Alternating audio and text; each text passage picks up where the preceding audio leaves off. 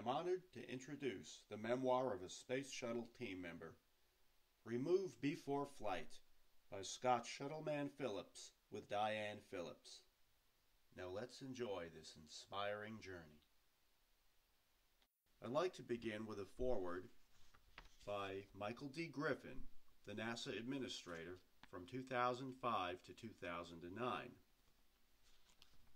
Scott Phillips' book, Remove Before Flight, is one that offers a different view of the Space Shuttle program than anything you are likely to have read by anyone else involved in America's space program. This is not a memoir by an astronaut, a flight controller, or a senior engineer or manager. Instead, it is a view of the program as seen by one of the guys on the ground, someone who spent 30 years inside the program helping to carry out the day-to-day work to assemble, prepare, and launch the incredibly complex and sophisticated machine that we knew as the Space Shuttle. Seen from afar, the shuttle was so beautiful and flew so gracefully that onlookers could easily forget that it was a 6 million pound brute of a machine, a mass of industrial equipment requiring thousands of people to service and launch. Those who managed this over the 3 decades of the shuttle program were the greatest workforce in American history, maintaining heavy, sometimes dangerous equipment, toxic propellants, and incredibly fragile instruments and systems, often from precarious positions or in confined spaces. And they had to do it exactly right, for human life was at stake, both on the ground and in space, in the most public manner possible. Scott Phillips was one of those people, and this is his story. It is told movingly and well, with the humility that comes from knowing that he was just one of many thousands involved in the launch of each space shuttle, but also with the pride that comes from knowing that he was, in fact, one of those thousands. 5, 4, 3, 2, 1, and we have liftoff. And now the story begins. Prologue. Mudman. I was working as a mechanical technician performing critical pre-flight testing on the Space Shuttle's external liquid oxygen tank designed to hold over 143,000 gallons of fuel at launch. Months earlier, our team had installed stamp-sized measuring instrumentation called strain gauges. On this day in September 1979, our task was to conduct stress analysis on the tank to verify that the weld seams would hold the fuel during the shuttle's fiery ascent. NASA decided to use barium sulfate driller's mud to simulate the 1.3 million pounds of liquid oxygen. After verifying the integrity of the tank, we had to drain the mud and clean the residue off the walls.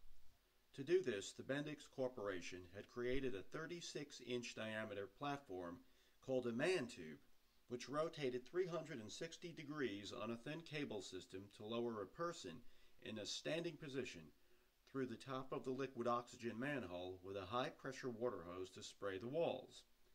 The man tube was hooked at the top by a winch cable that was manually lowered incrementally as the walls were cleaned. Because it was in a confined space, this undertaking was extremely dangerous and required tank entry certification. The man tube had never been previously tested with an actual person. Thinnest, and looking back, perhaps the most naive member of the team, I was selected to be the guinea pig.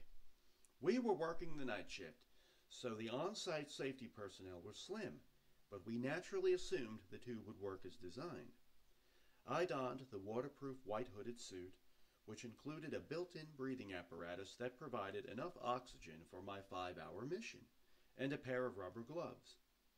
I felt like an astronaut anticipating his first mission, and I was excited to perform my first solo task. As I looked down between my feet through the metal grate into the tank, it was daunting knowing there was only one way in and one way out. I quickly tried to purge myself of any thought of claustrophobia or fear of falling into the cave-like tank. As my team members cranked me down the dark abyss, I had the eerie feeling of being in a casket. I was dropped 10 feet at a time as I dangled in the man tube, while one thin cable and flood lamps overhead created tremendous heat. The darkness finally eased as the floodlights filtered through the manhole, illuminating the tank. The combination of heat and blinding glare reflecting off the shiny aluminum tank walls, the portion that had not been covered with mud, caused me to become disoriented. I didn't know which way was up or down. The pulsating hose was activated, and I began to blast the tank walls. The intense pressure caused the tank to reverberate, dramatically increasing the noise level. Without hearing protection, my fatigue accelerated and communication with my team was compromised. As I completed my first dizzying 360-degree rotation, mud splattered onto my face shield, and I was soon completely covered in the heavy sludge. About 45 minutes into the process, at 40 feet down, the air hose popped off my suit. This horrifying revelation was confirmed when I heard the spring clip hit the bottom of the tank with a loud clink. By then, I was already overheated and exhausted from the noise and struggling with the force from the hose. I was fighting a nauseating, spinning sensation. When I lost air pressure, my face shield instantly fogged over, distorting my vision. I desperately gasped for air. Instinctively, I grabbed my walkie-talkie. "Get me the hell out now!" I screamed. "I've lost my air supply. We need to abort." The agonizingly slow process began as my team had a hand crank the winch to bring me back up. I had lost track of how far down I was, and I tried to determine how far I had to go. As I cleared a small patch on the interior of my shield with my tongue, I looked up at the narrow passage above. I was alarmed that the manhole cover appeared to be about the size of a dime. With a limited oxygen supply, I intuitively knew to maintain shallow breathing. I had to leave my hood on, but thankfully, my certification training had taught me not to panic in a confined environment. I tried to keep my thoughts positive and focused, and I slowly reviewed the details of the operation. I ascertained that the mud had lubricated the spring clip on the air hose, causing it to pop off. When I finally emerged, I was covered from head to toe in mud. I was reeling and lightheaded, but elated to draw in the fresh air. It took at least 15 minutes to raise me out of the manhole, the longest 15 minutes I've ever experienced before or since. A NASA photographer was on site to document the procedure of me going down into the tank. But by the time I was back on top, everything including lights and equipment was also completely encrusted in the mud, and he had gone.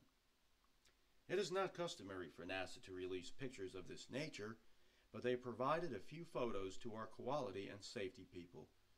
I was inspired to document the incident myself and hijacked a couple of the pictures. No one ever knew I had them until now. The quality and safety team members who were present on the night shift chose not to write an incident report. We performed our own modifications to the suit and rewrote the procedures. We passed the information on to the next day's shift, and they successfully completed the work. Although the weight testing itself was successful, the mud had corroded the tank after the residue dried. Many man-hours were spent using stainless steel brushes to remove the corrosion. Fortunately, this tank was used only for testing and was not intended for a flight. This was the first close call of my career, but not the last. It made me realize how hazardous our work was and reinforced the importance of always being vigilant. By the way, for performing this risky mission, I received an extra 50 cents an hour nighttime differential.